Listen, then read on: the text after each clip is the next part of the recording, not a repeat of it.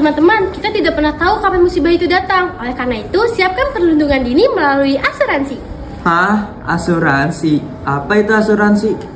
Asuransi adalah alat pengalihan risiko dari individu atau badan usaha kepada lembaga keuangan asuransi.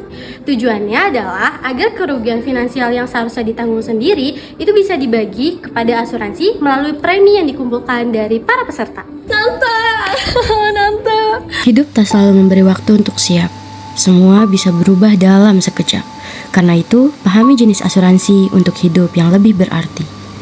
Turut berduka cita ya. Iya, terima kasih. Jadi teman-teman, asuransi jiwa itu adalah bentuk perlindungan yang diberikan kepada keluarga atau ahli waris kalau yang tertanggungnya itu meninggal dunia atau cacat tetap. Keluarga yang ditinggalkan itu memiliki ekonomi yang stabil dan juga tetap menerima pendapatan yang secara tiba-tiba. Lalu, jangka waktunya itu bisa 10-20 tahun dan juga ada yang seumur hidup. Ayo mbak, saya bantuin. Aduh, motor saya lecet lagi. Tenang aja mbak, sekarang ada asuransi kendaraan. Asuransi yang menanggung semua kerusakan kendaraan, motor, dan mobil. Seperti kayak kecelakaan-kecelakaan kayak gini mbak. Terus asuransi kendaraan ada 2 jenis loh. Yang pertama itu ada all risk yang menanggung semua kerusakan. Yang kedua itu total loss only yang menanggung 75% kerusakan.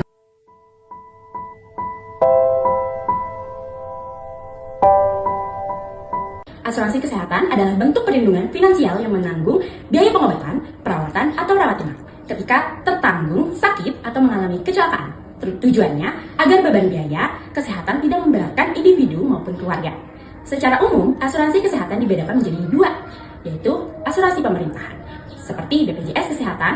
Asuransi yang kedua, asuransi swasta, yang menawarkan perlindungan dengan premi dan fasilitas berbeda. Nah, ini kue dari nyonya. Ya, makasih. Terima kasih. Andai ayah tidak meninggal, pasti aku bisa merasakan seperti mereka yang bisa merasakan kuliah. Nah, teman-teman, dari cerita tadi kita bisa lihat betapa pentingnya perlindungan pendidikan sejak dini. Nah, salah satu caranya adalah dengan asuransi pendidikan. Jadi, teman-teman, asuransi pendidikan itu sebenarnya mirip dengan tabungan nih, tapi dengan perlindungan tambahan. Artinya, selain menyiapkan dana sekolah anak, asuransi ini juga akan menjamin kelanjutan pendidikan. Biasanya, asuransi pendidikan dibayar lewat premi setiap bulan atau tahun. Nantinya, uangnya bisa dicarikan sesuai jenjang sekolah anak agar biaya pendidikan anak tetap aman dan terencana. Tak cukup sekedar memahami jenisnya, saatnya menjadikannya nyata dengan simak cara pembuatan asuransi.